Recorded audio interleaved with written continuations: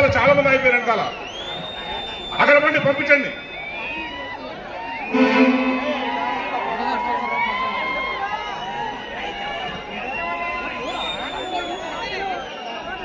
బాబు ఇక్కడ కూర్చున్న వాళ్ళు లేవద్దు, లేట్ అయితే పంపిస్తాం మిమ్మల్ని.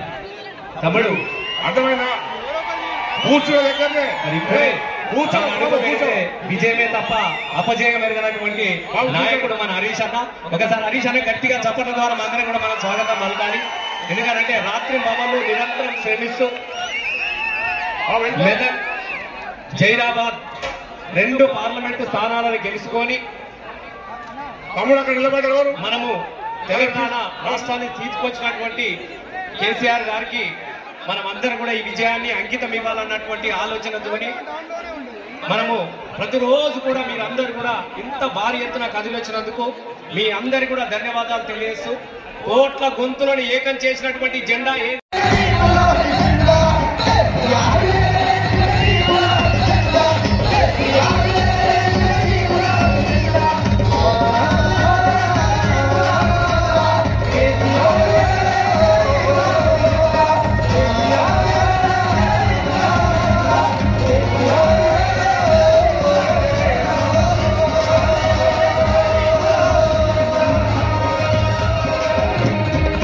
కూర్చోబెట్టండి. ఇక్కడ కొంతమంది నిలబడి ఉన్నారు. గ్రీన్ షర్ట్ వాలంటీర్స్ మీరే పని చేసుకోవాలి. మనకు పోలీస్ డిపార్ట్మెంట్ నుంచి అనుకున్నంత సహకారం దొరకదు. మీరే వాలంటీర్లే క్రమశిక్షణతో అందరినీ కూర్చోబెట్టాలి. ఎవరు నిలబడి ఉండదు బిడ్డ, అన్ని బ్లాక్స్ నింపాలి. వెనక ఉన్న వాలంటీర్స్ బాబు వాళ్ళని ముందుకు తీసుకురండి. ముందు బ్లాక్ నింపినాక వెనక బ్లాక్ నింపాలి. వెనక ఉన్న గ్రీన్ షర్ట్ వాలంటీర్స్ ఇక్కడ కొంచెం ఫ్రంట్ రోస్ లో ఎక్కువ ఉన్నారు వాలంటీర్లు. కొంతమంది వెనక్కి వెళ్ళండి దయచేసి. వెనక్కి వెళ్లి ఆ వెనక అన్ని బ్లాకులు నింపేటట్టుగా కూడా కొంతమంది వాలంటీర్లు వెళ్ళాలి. ఆ యాప్ చెట్టు కింద ఉన్న వాలంటీర్లు ముచ్చట పెట్టదురా బాబు. మీ వెనుకున్న వాళ్ళందరినీ లైన్ చేసి అందరిని తెచ్చి కూర్చోబెట్టండి. ఈ అడ్రస్ ఆపండి.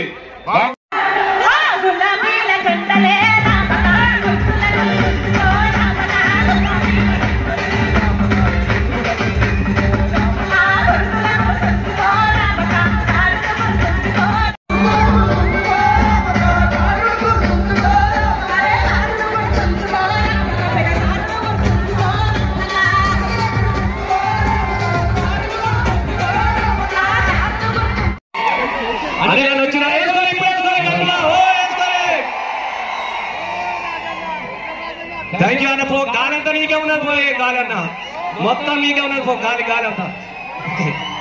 అట్లాగే మా వెంకటరామరెడ్డి అన్న కూడా వచ్చినాడు, మన కలెక్టర్ గా చేసినాడు.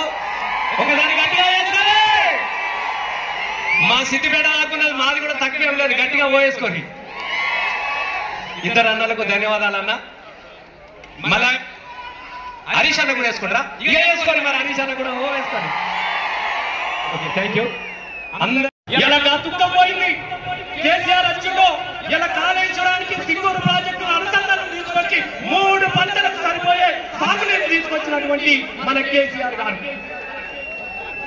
తీసుకొచ్చి చల్లగా ఉన్నాం, మంచిగా ఉన్నాం, మనకు మనం బతుకులా ఉన్నాం, మంచిగా ఉన్నారో చూస్తే ఈ కాంగ్రెస్ వల్ల కన్ను మండుతాయి బాధ్యత కన్మొక్క. ఏం చేసిరో ఏమో, అబద్ధాల మీద అబద్ధాలు చెప్పేదే చెప్పిర్రు.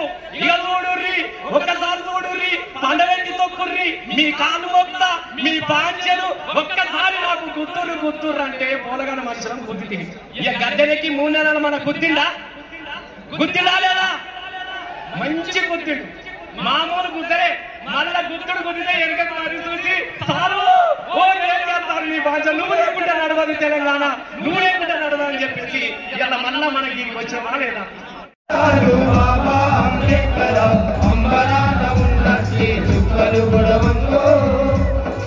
అంబేద్కర్ నిన్న అంబేద్కర్ జయంతి, భారతదేశం గర్వించదగ్గ విగ్రహం పెట్టినాం మనం సెక్రటేరియట్ పక్కకు. ఈ జాతికి క్షమాపణ చెప్పాలి ముఖ్యమంత్రి రేవంత్ రెడ్డి. ఎందుకో తెలుసునా? అంబేద్కర్ జయంతి రోజున ఆకాశమంతా ఎత్తున్న అంబేద్కర్ కు ఎవ్వరు దండ వెయ్యలేదు, ఎవరిని దండ వెయ్యలేదు. తాను వెయ్యకపోవడమే కాదు, మనల్ని ఎవరిని వెయ్యలేదు. ఎన్ని గుండెలు రేవంత్ రెడ్డికి. అంబేద్కర్ విగ్రహాన్ని అంబేద్కర్ జయంతి రోజున అనాథగా వదిలేసిండు రేవంత్ రెడ్డి. నాయనా నీ పాపాల లెక్క పెట్టుకుంటున్నది తెలంగాణ. నువ్వు కుర్చీ మీద కూర్చున్నప్పటి నుంచి మీటర్ తిరుగుడు సులువైంది.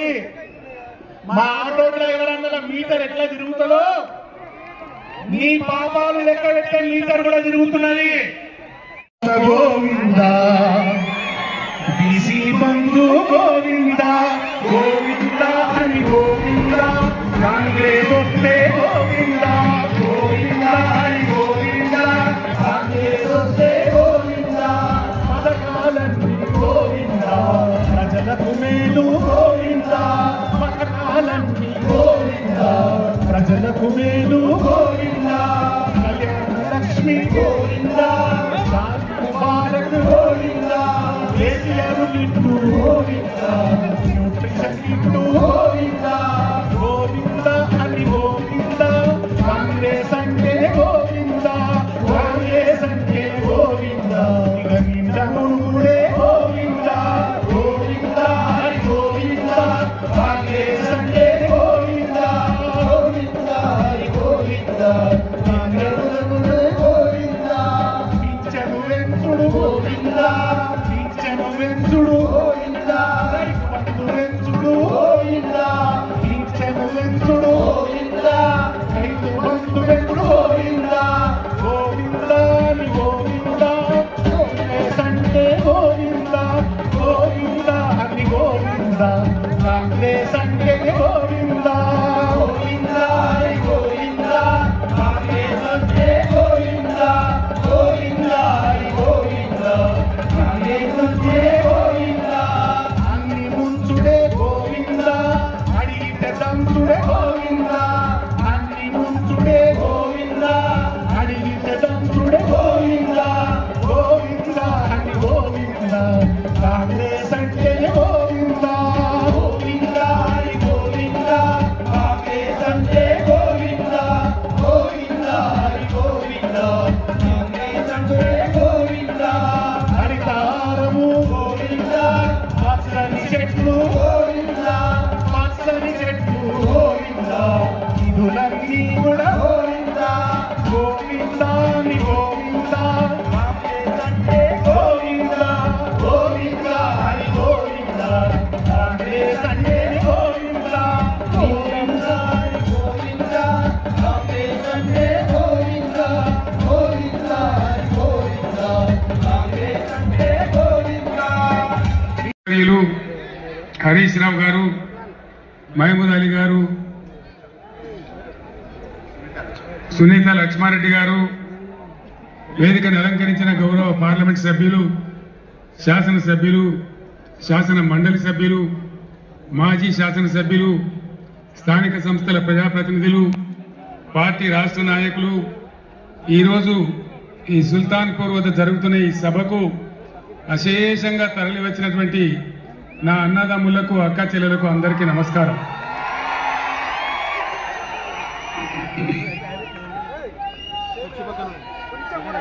ఇక్కడ జరుగుతున్నటువంటి మెదక్ జహీరాబాద్ పార్లమెంటు నియోజకవర్గ అభ్యర్థులుగా పోటీ చేస్తున్న గౌరవ వెంకట్రామరెడ్డి గారు, గౌరవనీయులు శ్రీ అనిల్ గారు, మీ ఆశీర్వాదం కోసం వాళ్ళు ఇక్కడ ఈ సభలో మీతో పాటుగా ఉన్నారు. నేను రాజకీయంగా ఎంతో ఎత్తు ఎదగడానికి, తెలంగాణ రాష్ట్రం సాధించేటువంటి పోరాట పటిమ నాకు అందించి నన్ను పెంచింది ఈ మెతుకు సీమ. మీరిచ్చిన బలమే ఢిల్లీతో కొట్లాడి ఆనాడు ఢిల్లీ మెడలు వంచి ఈ తెలంగాణ మనం తెచ్చుకున్నాం. మీ దీవెన లేకపోతే, మీ అండదండలు, మీ ఆశీర్వచనం లేకపోతే, ఈ మెతుకుగడ్డ నీళ్లు రక్తం నా శరీరంలో లేకపోతే నాకు ఈ స్థాయి వచ్చేదే కాదు. మొన్న జరిగినటువంటి అసెంబ్లీ ఎన్నికల్లో కూడా ఏ జిల్లాలో రానంత భారీ మెజారిటీ ఇచ్చి హరీష్ రావు గారు తదితరుల నాయకత్వంలో 7 ఎమ్మెల్యేలు గెలిపించిన నా మెతుకుసీమ గడ్డకు 2 చేతులెత్తి నేను నమస్కారం చేస్తా ఉన్నాను. ఎన్ని జన్మలు ఎత్తినా కూడా మీ రుణం నేను తీర్చుకోలేదని చెప్పి నేను మనవి చేస్తా ఉన్నాను. ఇవాళ కొంతమంది తెలివి ఉన్నవాడు తెలివి లేనివాడు అదంపుడు మాట్లాడేవాడు బీఆర్ఎస్ కు పార్లమెంటు ఓట్లెందుకు సీట్లెందుకు అని మాట్లాడుతూ ఉన్నారు. ఇప్పుడే కావాలి బీఆర్ఎస్ కు పార్లమెంట్ లో ఓట్లు సీట్లు ఎందుకు? ఆనాడు నన్ను మీరు ఆశీర్వదించకపోతే, నేను వెళ్లి కరీంనగర్ ఎంపీ గెలవకపోతే, పార్లమెంట్ లో నేను తెలంగాణ బిడ్డగా గర్జించకపోతే మనకు తెలంగాణ రాష్ట్రం ఎక్కడి నుంచి వచ్చేది? ఈ రోజు కూడా తెలంగాణ ప్రజల ఆకాంక్షలు ఆశలు హక్కులు నెరవేరాలంటే ఖచ్చితంగా టీఆర్ఎస్ బిడ్డలు పార్లమెంట్ లో ఉంటేనే మన హక్కులు అధికారాలు నెరవేర్తాయి. నేను మీకు మనవి చేస్తా ఉన్నా. ఏం జరుగుతా ఉంది మీరు చూస్తా ఉన్నారు. ఇప్పుడే పెద్దలు పోచారం గారు చెప్పినారు, పాలిచ్చే భార్యను ఎత్తేసి దున్నపోతుని తెచ్చుకున్నామని. జరుగుతుంది రాజకీయాలలో అప్పుడప్పుడు గమ్మత్తుగా గుడ్డి లక్ష్మి వచ్చినట్టు కొంతమంది లిల్లీ పుట్టుగాళ్ళకు కూడా అధికారం వస్తుంది. వాళ్ళని ఎందుకంటారు లిల్లీ పుట్టని?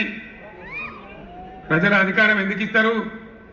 మాకు సేవ చేయమని, రాష్ట్రాన్ని బాగు చేయమని, గత ప్రభుత్వం కంటే కొన్ని మంచి పనులు చేయమని అధికారం ఇస్తారు కానీ అడ్డదిడ్డం పనులు చేయమని చెప్పరు. ఇలా ఏం జరుగుతూ ఉంది ఈ రాష్ట్రంలో? నిన్న స్వయంగా మీరు కళ్ళారా చూసినారు. ఈ భారతదేశంలో ఉన్న చట్టాల ప్రకారం అంబేద్కర్ మహనీయుడు రాసినటువంటి రాజ్యాంగం ప్రకారం ఆర్టికల్ 3 ఆయన పెట్టినాడు కాబట్టి అంబేద్కర్ గారి పుణ్యమాని మనకు తెలంగాణ రాష్ట్రం వచ్చింది. ఆ మహనీయుని గౌరవించుకోవాలని, గుండెల్లో పెట్టుకోవాలని 125 ఫీట్ల ఎత్తున ఉండేటువంటి, ప్రపంచంలోనే ఎక్కడ లేనటువంటి, భారతదేశంలో ఎక్కడ లేనటువంటి అంబేద్కర్ విగ్రహాన్ని మనం హైదరాబాద్ లో కట్టుకున్నాం. పోయిన సంవత్సరం మీరందరూ కూడా చాలా మంది వచ్చినారు, బ్రహ్మాండంగా దాన్ని ఆవిష్కరణ చేసుకున్నాం.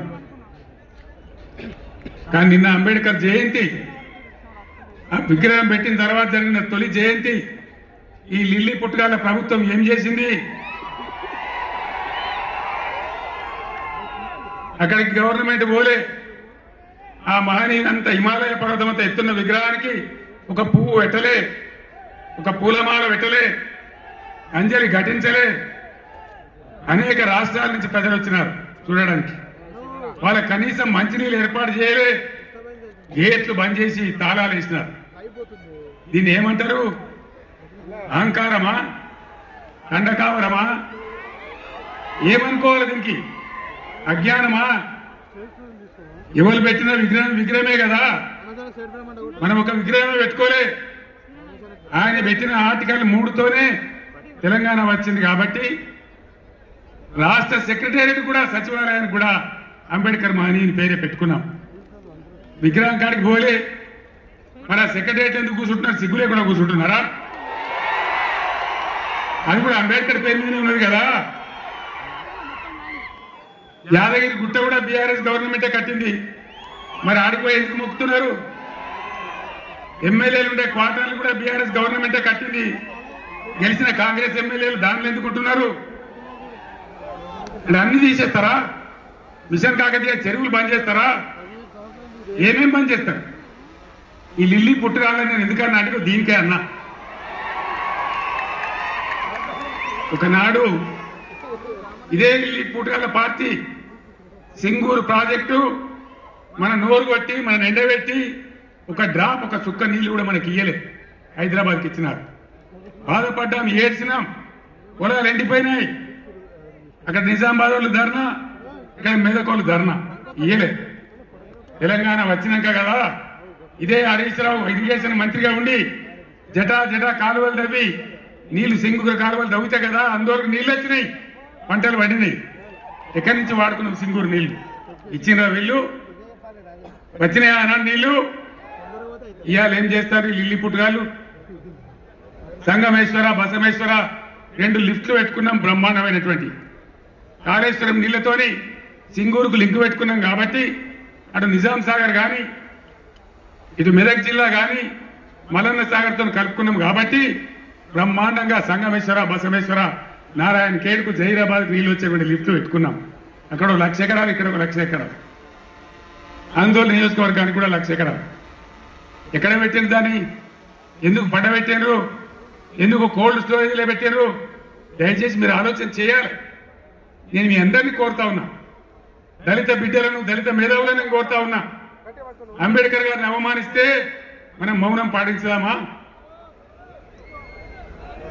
దళిత బంధు వెళ్తే నోరు మూసుకొని పడిందామా? ఇవాళ వాళ్ళకి సురుకు పెట్టాలి. ఇదే పార్లమెంట్ ఎన్నికల్లో బిడ్డ మీరు మోసం చేస్తే గుద్దిత కింద పడకూడదామనే జవాబు మీరు చెప్పాలని చెప్పి నేను మిమ్మల్ని కోరుతా ఉన్నా. తెలంగాణ ఉద్యోగ ఉపాధ్యాయ సోదరులను కూడా నేను కోరుతా ఉన్నా, ఏం జరుగుతా ఉంది? 4 నెలల సమయంలో ఇప్పుడు 5వ నెలకు వచ్చింది గవర్నమెంట్ వచ్చి. మీకు మేము ఎంత గౌరవం ఇచ్చినాం. ఆగమాగం కావద్దు. ఎలక్షన్ వస్తే పిచ్చోళ్ళ ఓట్లు వేయద్దు. నిలకడగా ఆలోచన చేయాలి. నిజానిజాలేందో తెలుసుకోవాలి. అప్పుడే మనకు సరైన న్యాయం జరుగుతుంది. ఈ ప్రభుత్వం మెడలు వంచి మొన్న వాళ్ళు చేసిన ఆగమాగం హామీలు ఏవైతున్నాయో అవి నెరవేర్చాలంటే పార్లమెంట్ ఎలక్షన్లలో సురుకు పెట్టి చూపెడితేనే అవి సాధ్యమైందని నేను మీ అందరికి తెలియజేస్తా ఉన్నా. ఇవన్నీ మీకు కనబడతలేవని నేను చెప్పానా? ఉద్యోగులు ఎంత గౌరవించినాం, ఎంత జీతం ఇచ్చినాం, ఎంత పెద్ద పిఆర్సీలు ఇచ్చినాం, తెలంగాణ స్పెషల్ ఇంక్రిమెంట్ ఎట్లా ఇచ్చినాం, ఇవన్నీ మీరు మర్చిపోయి ఇలా ఆగమాగం అడివడం అవుతామంటే మీరే నష్టపోతారు తప్ప బీఆర్ఎస్ పార్టీ కాదు. మీకు తెలివితేటలున్నాయి కాబట్టి, బుద్ధి ఉంది కాబట్టి, గౌరవం ఉంది కాబట్టి ఆలోచన చేసి చెక్ బ్యాలెన్స్ చేయాలని చెప్పి తెలంగాణ ఉద్యోగ ఉపాధ్యాయ సోదరులను కూడా ఈ సందర్భంగా నేను మేధావులుగా మీరు ఆలోచించాలని, ఈ గవర్నమెంట్ ముక్కుతాడేయాలని చెప్పి నేను మీకు కూడా అప్పీల్ చేస్తా ఉన్నా. ఇక్కడికి పోయి మన కరెంటు 9 ఏళ్ళ కన్నురేప కొట్టినంత సేపు అయినా కరెంటు పోయిందా? ఇవాళ పోతుందా? మరి ఇట్లే పోవన్నా ఉండాలి కదా. ఉండాలంటే పార్లమెంట్ ఎలక్షన్ లో బీఆర్ఎస్ గెలవాలి. మెదక్లో వెంకట్రామరెడ్డి, జహీరాబాద్ లో అనిల్ గెలిస్తేనే ఎల్పడా దాపడా ఓళ్ళలాగా ఉన్నారు. ఇద్దరు కూడా చదువుకున్న వాళ్ళు. ఒక ఆయన ఐఏఎస్ అధికారి, ఇంకొక ఆయన తెలంగాణ ఉద్యమకారుడు. బ్రహ్మాండంగా ఈ కాంగ్రెస్ ముక్కు విండి మీ హక్కులు సాధించాలంటే వాళ్ళని గెలిపించాలని చెప్పి నేను మిమ్మల్ని కోరుతా ఉన్నా. గెలిపిద్దామా? కారు గుర్తుకే. సభ అయిపోలేదు, ఉండండి.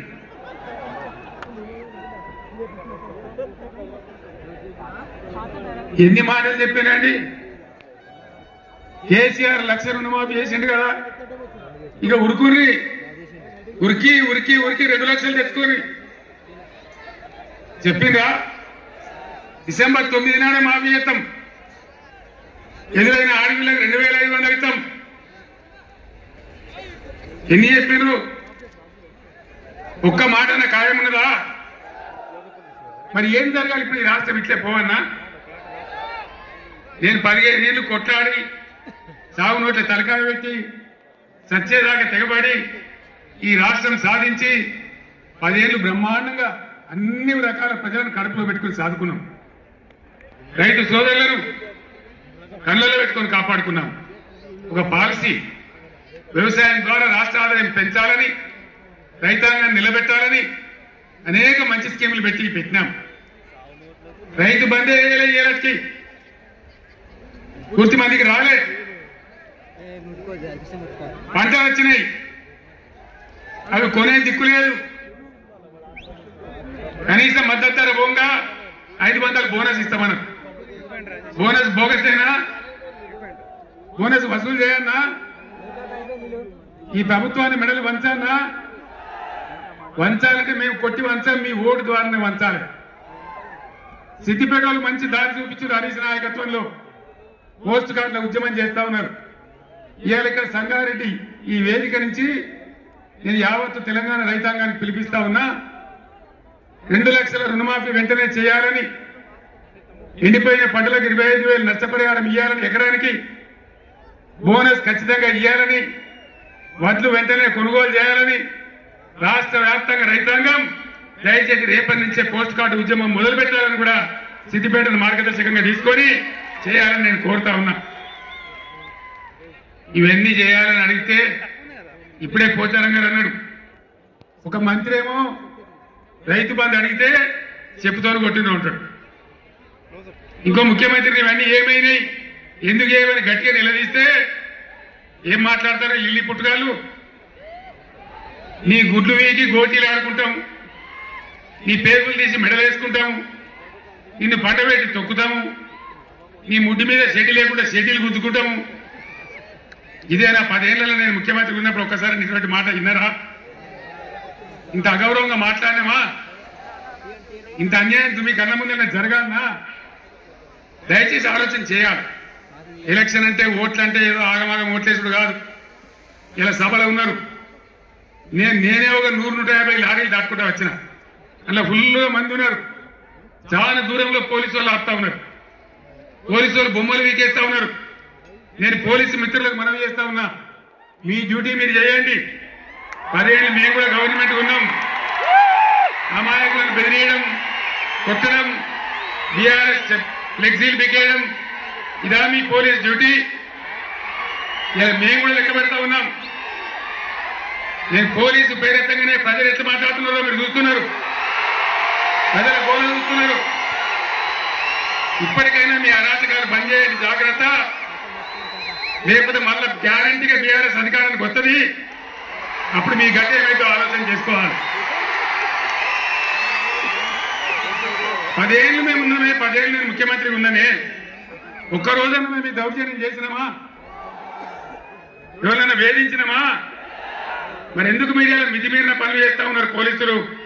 దయచేసి మానుకోండి పోలీసు సోదరులారా, మేమన్నీ రికార్డు చేస్తా ఉన్నాం.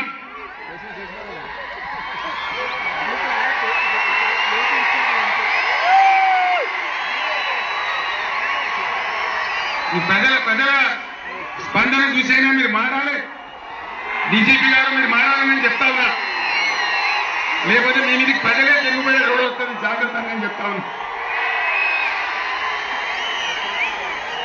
మా కార్యకర్త తెలంగాణ ఉద్యమకారుడు సల్వాజీ మాధవరావు అని కరీంనగర్ జిల్లా ధర్మారంలో, పెద్దపల్లి జిల్లాలో ఆయన సోషల్ మీడియాలో ఒక పోస్ట్ పెట్టిందని చెప్పి ఆయన అక్రమ కేసులు పెట్టి ఇలా జైలు తరలించిన ఆయన కరీంనగర్ జైల్లో ఉన్నాడు.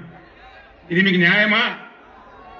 డీజీపీకి ఏమైనా గౌరవం ఉంటే ఆ సల్వాజీ మాధవరావు మీద ఏదైతే జరిగిందో దాని మీద స్పెషల్ కమిటీ సీనియర్ ఐపీఎస్ ఆఫీసర్తో ఎంక్వైరీ చేయాలి. ఏ సబ్ ఇన్స్పెక్టర్, ఏ సబ్ ఇన్స్పెక్టర్ దౌర్జన్యానికి పాల్పడ్డారో వాళ్ళ మీద మీకు చర్యలు తీసుకోవాలి. లేకపోతే తస్మాత్ జాగ్రత్త, మేము న్యాయస్థానం తలుపు దాటామని మనవి చేస్తా ఉన్నాం.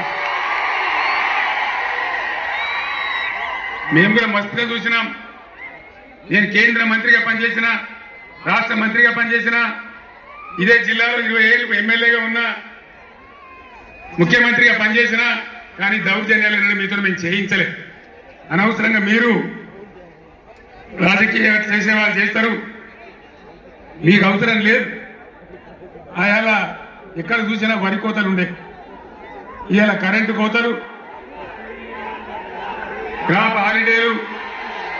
దయచేసి ప్లీజ్ 10 నిమిషాలు, నేను ఎక్కువ మాట్లాడదు, 15 నిమిషాలు నినాదాలు తర్వాత చెప్తాను తమ్ముడు. ఇదేంద్ర అంటే ఆ రోజు ఇవాళ ముఖ్యమంత్రి చెప్పింది 2 లక్షల రుణమాఫీ డిసెంబర్ 9 తారీఖు. ఏడవ డిసెంబర్ 9 తారీఖు ఎవడో అన్నాడట, కూర్చుంటే లేవ శాత కాదు కానీ తాటి చెట్టు అంత ఎగురుతా అన్నాడట. డిసెంబర్ 9 పోయింది, అన్ని పోయినాయి. మళ్ళా ఆగస్టు 15 చేస్తామంటారు. మన ఇంకో ఎమ్మెల్యే రేవూరు ప్రకాష్ రెడ్డిని ఏడా తర్వాత చేస్తామంటారు. అసలు వీళ్ళు చేస్తారా? వీళ్ళని నమ్మచ్చునా? వీళ్ళను వంగ తీసి ఇలా మెడలు వంచి 2 లక్షల రుణమాఫీ చేయించే బాధ్యత బీఆర్ఎస్ పార్టీ మేము తీసుకుంటా ఉన్నాం. అందరం కలిసి యుద్ధం చేద్దాం. పార్లమెంట్ ఎన్నికల్లో బీఆర్ఎస్ అభ్యర్థులను గెలిపించండి, బీఆర్ఎస్ కు బలాన్ని ఇవ్వండి. రైతుల పక్షాన బీఆర్ఎస్ పోరాటం చేస్తుందని మనవి చేస్తా ఉన్నాం. లేకపోతే ఏమైతుంది? ఒక్క నిమిషం ప్లీజ్. స్లోగన్ల తర్వాత ప్లీజ్. అరే బాబు, స్లోగన్ల తర్వాత ప్లీజ్. ఈ మూలకురులు బంద్ పెట్టన్నా ప్లీజ్. బంద్ చేయవా?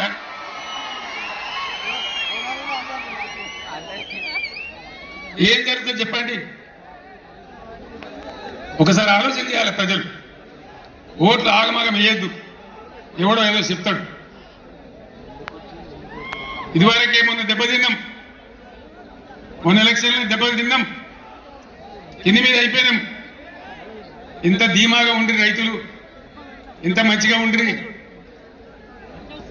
ఇంత బ్రహ్మాండంగా ఉండే, ఇంత మంచిగా రైతు బంధు మీ బ్యాంకులో పడుతుండే, కరెంట్ ఎంత మంచిగా వచ్చేది, చెల్లు గుంటలు ఎట్లా నిండి ఉండే, ఏ విధంగా నీళ్ళు వస్తుండే, మీ డబ్బులు ఎట్లా కొన్నాము.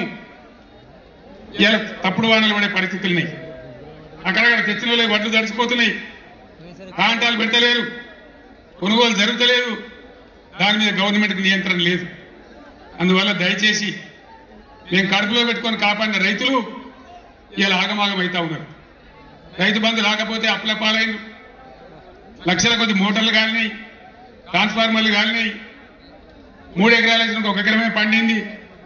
ఆ ఎకరం పండిన దాన్ని కూడా కొనే దిక్కు లేదు. డబ్బు ఇతర తెలుస్తలేదు, మద్దతు ధర వత్తలేదు, బోనస్ వత్తలేదు. బోనస్ బోగస్ కానియద్దు, అందరం కలిసి కొట్లాడాలి. నేను ముఖ్యమంత్రికి, రాష్ట్ర ప్రభుత్వానికి హెచ్చరిక చేస్తా ఉన్నా. బోనస్ పేరు మీద మీరు తప్పించుకోలేరు. దానికి ఎలక్షన్ కమిషన్ అడ్డం రాదు. మేము కూడా మీద కంప్లైంట్ ఇయ్యము. ఏ రైతుకు ఎంత బాకీ ఉంటారో అంత బోనస్ చిట్టీలు కూడా ఇలా రాసి ఇవ్వండి. ఎలక్షన్లలో బాండ్ రాసి ఇచ్చారు కదా, అదే పద్ధతిలో ఇలా వాళ్ళకి బాండ్ ఇచ్చినట్టుగా ఇవ్వండి. మీకు అంత కాదంటే ఎలక్షన్ తెల్లారి ఇవ్వండి. కానీ బోనస్ ఎగబెడతామంటే మాత్రం ఇబ్బంది అయ్యే పరిస్థితులని మనవి చేస్తా ఉన్నాం. మిషన్ భగీరథ 6 సంవత్సరాలు ఇంట్లో ఆ ఇంట్లోనే నల్లా వచ్చి నీళ్లు దుంకితే ఎంత బ్రహ్మాండంగా మనం పండగ చేసుకున్నాం. ఒక ఆడబిడ్డ కనవాళ్లే, రోడ్డు మీద బిందెలు కనవాళ్లే, నీళ్ళ ట్యాంకర్లు కనవాళ్లే. ఇవాళ ఏం గది చేస్తా ఉన్నారు? మళ్ళీ నీళ్ళ ట్యాంకర్లు ఎందుకు వస్తున్నాయి? ఆ లంబాడి తండ బాయి పేరుందో నాకు తెలియదు. ఆ బాయి చిమ్నీ బాయి అని మా ఇంటికే నీళ్ళు వస్తున్నాయని నేను పోయిన ఎలక్షన్లో లంబాడి తండకు పోయి చెప్పింది. మరి ఇవాళ మళ్ళీ ట్యాంకర్లు ఎందుకు వస్తున్నాయి? మంచినీళ్ళకి ఎందుకు బాధ పెడుతున్నారు?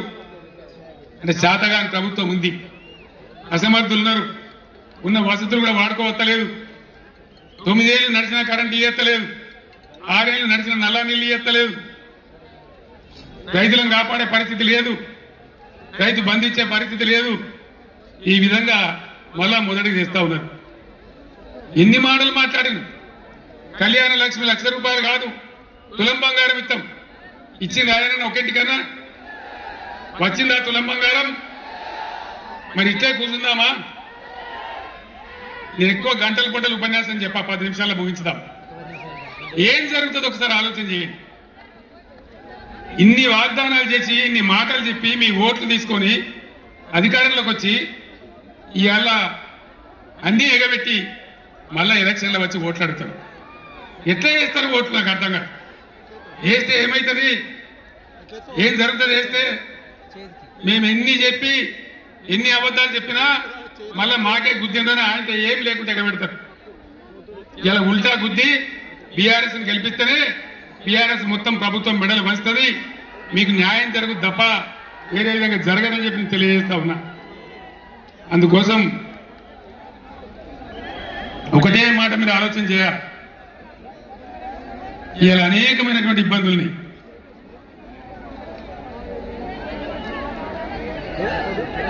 ఈరోజు మంచి అభ్యర్థులను పెట్టినాం, మంచి అన్ని విధాలుగా మిమ్మల్ని ఆదుకునే పద్ధతిలో వాళ్ళు పనిచేస్తారు, వాళ్ళని గెలిపించాలని చెప్పి నేను మిమ్మల్ని కోరుతా ఉన్నా. ఎంతసేపు చెప్పినా ఇదే చెప్పాలి, ఇటు దింపు పడిదింపు. ఒక్కటే మాట నేను చెప్తా ఉన్నా, ప్రజాస్వామ్యంలో ప్రజలు అన్ని ఆలోచించి ఓట్లు వేయాలి.